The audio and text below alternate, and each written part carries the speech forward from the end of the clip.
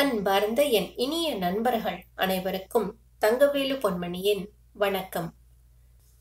இன்று நீங்கள் கேட்கவிருப்பது பிரபஞ்சன் அவர்களின் சிறுகதை எனக்கும் தெரியும்.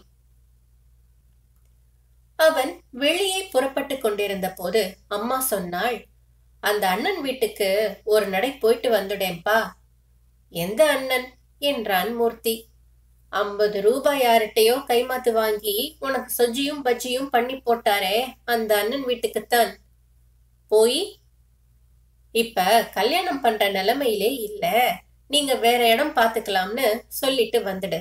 பாவம் அந்த பொண்ணு, நம்ம ஏன் நினைச்சிட்டு இருக்கோம். அதை நானே போய் சொல்லணுமா அம்மா? லெட்டர் போட்டா போதாதா? என்ன சங்கடம் இது என்று இருந்தது மூர்த்திக்கு. ஆனால் அம்மா சொன்னாள், யாரோ புது உறவுன்னா கடிதம் போட்டுடலாம், அது நமக்கு தூரத்து உறவாச்சேப்பா. நான் போகலாமா? வீட்டுக்கு ஆம்பளைன்னு நீதான் இருக்கே, செத்த போயிட்டு வந்துடு. அம்மா முடித்து விட்டாள். எப்போதும் அவள் பேச்சு முடிவாகத்தான் இருக்கும். கட்டளை மாதிரி தொனிக்காது, ஆனால் இதை நீ செய்யத்தான் வேண்டும் என்று தொனிக்கும். எல்லா அம்மாக்களும் இப்படித்தான் இருப்பார்களா என்ன? அந்த தூரத்து சொந்தக்கார சோமு மாமாவை யார்கிட்டயோ 50 ரூபாய் கைமாத்து வாங்கி சொஜ்ஜி பஜ்ஜி பண்ணி போட்டவர் என்று எவ்வளவு அலட்சியமாய் பேசுகிறாள். ஆனால் பாவம் அந்த பொண்ணு என்று வேறு அவர் மகளுக்கு இரக்கப்படுகிறாள். பென்ஷனை தவிர வேறு யோக்கியதை இல்லாத மனுஷன். இந்த வீட்டில் பெண்ணெடுத்தால் மாமனார் வீட்டுக்கு போகும்போது அரை மூட்டை அரிசி, பருப்பு, உப்பு, புளியோடு போவியாடா என்று அவரையும் என்னையும் வேறு குத்தி காட்டுகிறாள். நமக்காக காத்திருக்கும் நேரத்தில் அந்த பெண்ணுக்கு நல்ல வரன் ஏதேனும் வந்து தட்டி போய்விட போகிறது என்றும் ஒரு தர்ம நினைவு வேறு. இதே அம்மா தன் பெண்ணுக்கு மாப்பிள்ளை பார்க்கையில் என்ன சொன்னாள்? பிள்ளையை பெத்துட்டா பெண்ணோட வீட்டையே பேத்து எடுத்துக்கிட்டு போகலாம்னு நினைக்கிறாங்கடா அசுர ஜனங்கள் என்றாள். அதே அம்மா மாமியார் ஆகும்போது என்ன சொல்கிறாள்? பெரிய பெரிய இடங்கள்லாம் 500 பவுன் போடுறேன், 1000 பவுன் போடுறேங்கிறாங்க. காரு வாங்கி தந்து கல்யாணத்தையும் பண்ணி வைக்கிறதா சொல்றாங்க. அது போகட்டும், சொந்தம் விட்டுடப்படாதுன்னு பாக்குறேன், என்ன சொல்றீங்க என்று போகும் இடங்களுக்கெல்லாம் பாறாங்கற்களை தூக்கி கொண்டு போகிறாள். மூர்த்தி மனச்சங்கடத்தோடும் கொஞ்சம் அவமான உணர்ச்சியோடும் தான் சுகுணா வீட்டு கதவை தட்டினான். அந்த பெண்ணிடம் அல்லது அவள் அப்பாவிடம் நேருக்கு நேராக அவர்கள் முகம் பார்த்து, நான் சுகுணாவை கல்யாணம் பண்ணிக்கொள்ள முடியாது என்று சொல்ல வேண்டும். மார்பு லேசாக படபடத்தது. மனசுக்குள் இருக்கும் ஓர் ஓரத்து ஈரம் கசிந்தது. கதவு திறப்பதற்குள் ஓடிப்போய் விடலாமா என்று கூட ஒரு கணம் தோன்றியது. அதற்கு இடம் வைக்காமலேயே கதவு திறந்து விட்டது. சுகுணாதான் நின்றிருந்தாள். கதவை திறந்ததும் குழல் வெளிச்சம் பளீர் என்று பாய்ந்து வர மூர்த்திக்கு கண் கூசியது. வாங்க வாங்க என்று கூறிவிட்டு கை குவித்தாள் சுகுணா. உள்ளே வாங்க, உட்காருங்க. அப்பா இப்பதான் கடை தெரு வரைக்கும் போயிருக்காங்க, வந்துருவாங்க, உள்ளே வாங்க சார் என்றாள் சுகுணா. தயக்கத்துடன் உள்ளே நுழைந்தான் மூர்த்தி. ஓர் ஒற்றை ஆழ்பாய் விரித்த அளவுக்கு சின்ன ஹால். இடது கை பக்கம் இருந்த ஒரு சின்ன அறைக்குள் நுழைந்தாள் சுகுணா. மூர்த்தியும் பின்தொடர்ந்தான். சுவரை ஒட்டி போடப்பட்டிருந்த கை வைத்த நாற்காலியை காட்டி உட்காருங்க என்றாள். அவன் உட்கார்ந்தான். அந்த சின்ன அறையை ஒட்டி உள்வாங்கி இருந்த சமையல் அறை தெரிந்தது. தட்டும் டம்ளர்களும் சுவரில் தொங்கின. சின்ன கன்றுக்குட்டி மாதிரி மூலையில் ஒரு மேஜை, அதன் மேல் எம்ப்ராய்டரி சட்டை போட்ட டிரான்சிஸ்டர். ஒரு பாடகி முணுமுணுத்துக் கொண்டு இருந்தாள். ஒரே ஒரு கேலண்டரும் சோமு மாமாவும் அத்தையும் சுகுணாவும் இருக்கிற ஒரே ஒரு போட்டோவும் மட்டும் சுவரில் இருந்தன. டிவி இன்னும் நுழையாத அந்த அறையில் ஏழ்மையின் முகம் பக்கவாட்டில் தெரியத்தான் செய்தது. ஆனால் அதையும் மீறி ஒரு நறுவிசும் பாந்தமும் ஒழுங்கும் வெளிப்படையாக தெரிந்தன.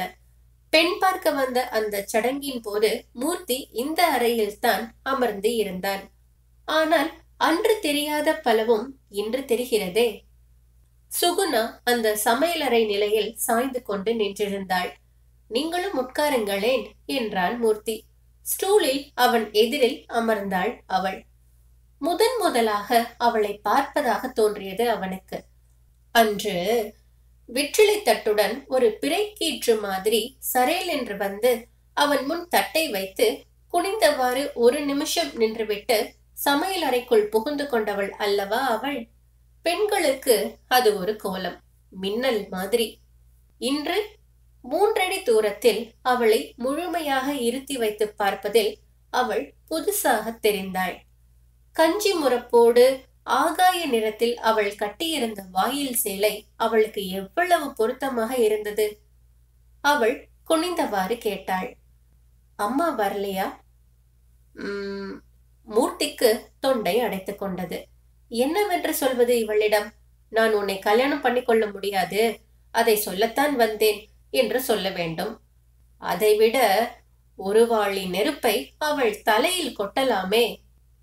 வரலாம்னு தான் இருந்தாங்க, ஏனோ வேலை, மாமாவை பார்த்து பேசிட்டு வான்னு அனுப்பி வச்சாங்க என்றான். அவள் தலையை கவிழ்ந்து கொண்டு உட்கார்ந்து இருந்தாள். 3 அடி தூரத்தில் இருந்தது அந்த முகம். மழை பெய்து ஓய்ந்த பின் சாலை ஓரத்து மரங்கள் கொள்ளும் அந்த மலர்ச்சி கொண்ட முகம். இவளை சிவப்பு என்று சொல்ல முடியுமா? முடியாதுதான். ஆரோக்கியமாக இருந்தாள். ஆரோக்கியம்தானே தலையாய அழகு, எனில் இவள் அழகிதான். சுகுணா தரையை பார்த்தவாறு சேலை முந்தானை முனையை அவளை அறியாமல் பற்றி முடிச்சிட்டு பிரித்தும் விட்டவாறு இருந்தாள். அவள் கைகள் லேசாக நடுங்கியவாறு இருந்தன. அவன் தொண்டையை செருமிக் கொண்டு பேசத் தொடங்கினான். மாமா வந்ததும் அவர்கிட்ட ஒரு விஷயம் சொல்லணும். வந்துடுவாங்க, இருங்க, இதோ வந்துட்டேன் என்றவாறு எழுந்து சமையல் உள்ளே சென்றாள். நான் வரும்போதே காஃபி சாப்பிட்டுத்தான் வந்தேன். பொய், சாப்பிட்ட மாதிரி தெரியல. உப்புமா பண்ணிட்டு இருக்கேன், கொஞ்சம் சாப்பிட்டு காஃபி சாப்பிடுங்க. வேணாமே, அம்மா சாப்பிடக்கூடாதுன்னு சொல்லி அனுப்பினாங்களா? சேச்ச, அப்படியெல்லாம் இல்ல. எதுக்கு சிரமம்னு தான். சிரமம் என்ன? நான் எனக்கு பண்ண போறேன். நான் ராத்திரியில் ரொட்டி தான் சாப்பிடுவேன்.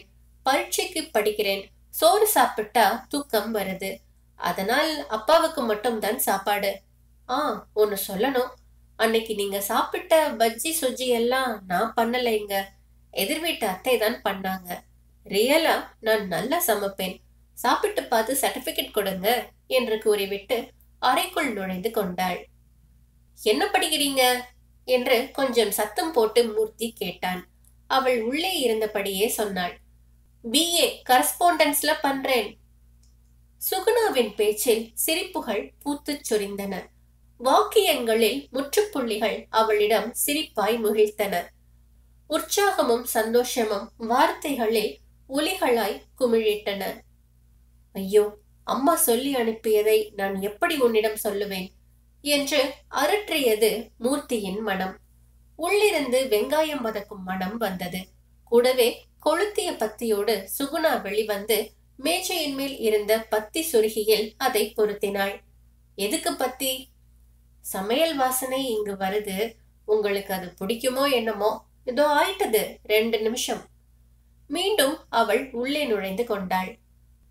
பத்தி அடக்கமான ரஞ்சிதமான வாசனையாய் புகைத்தது.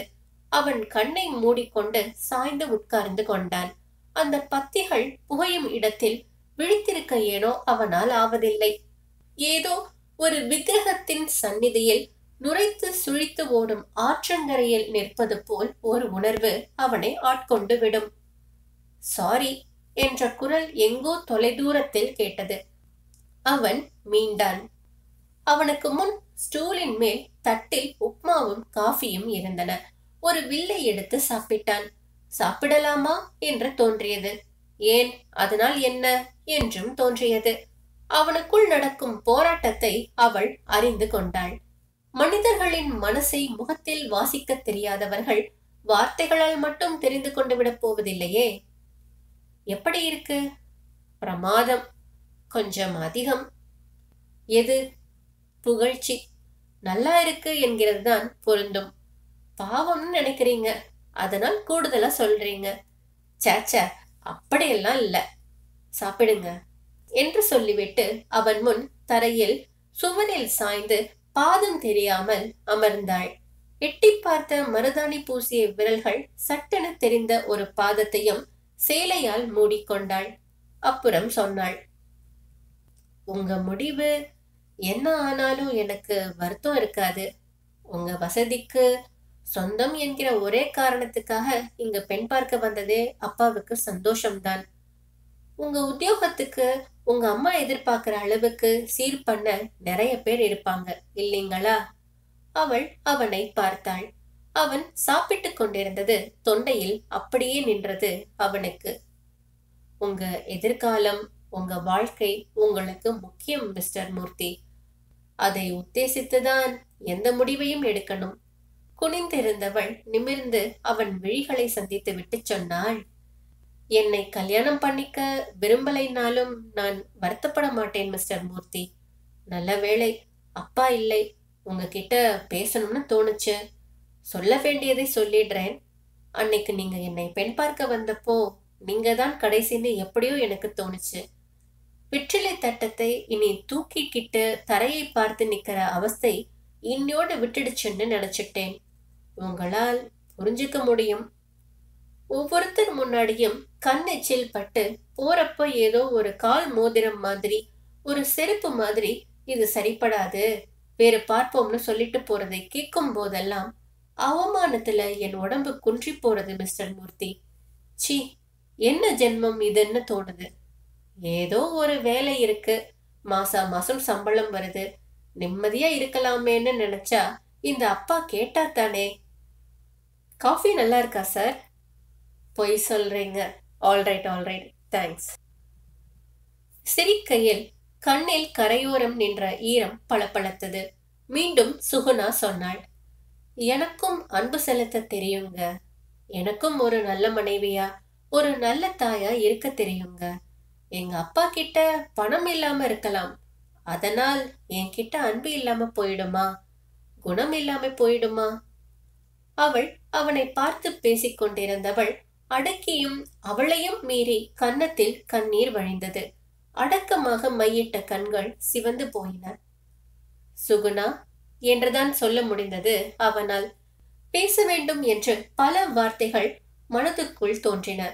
பேசினால் தானா? தன்னை நேசிக்கிறவளோடு தன்னை இணைத்துக் கொள்வதல்லவா சகல இன்பங்களுக்கும் ஊற்றுக்கண்.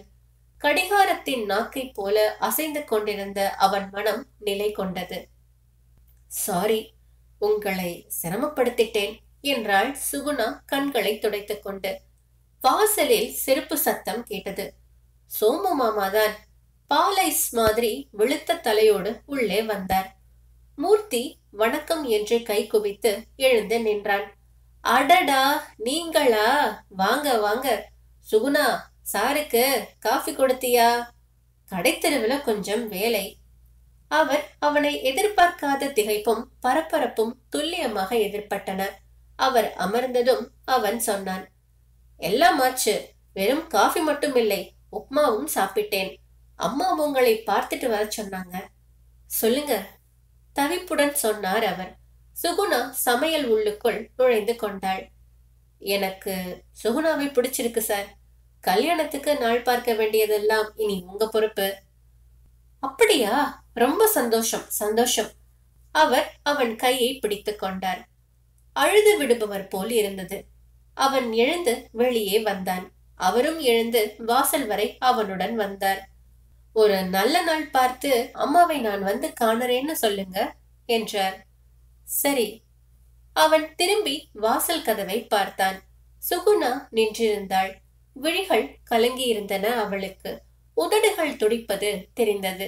1000 வார்த்தைகளை அவள் பேசி அவன் புரிந்து கொண்டான் அந்த கணத்தில். 26 ஆண்டு வாழ்வில் அந்த கணம் வரை அனுபவித்தறியா ஆழ்ந்த மன நிறைவோடு வீடு நோக்கி நடக்கத் தொடங்கினான் மூர்த்தி. இதை கேட்டதற்கு நன்றி. பிடித்திருந்தால் இந்த சேனலை சப்ஸ்கிரைப் செய்து உங்கள் நண்பர்களுக்கு ஷேர் செய்யவும். இன்றைய பொழுது இனிதாக அமைய நல்வாழ்த்துக்கள். நன்றி.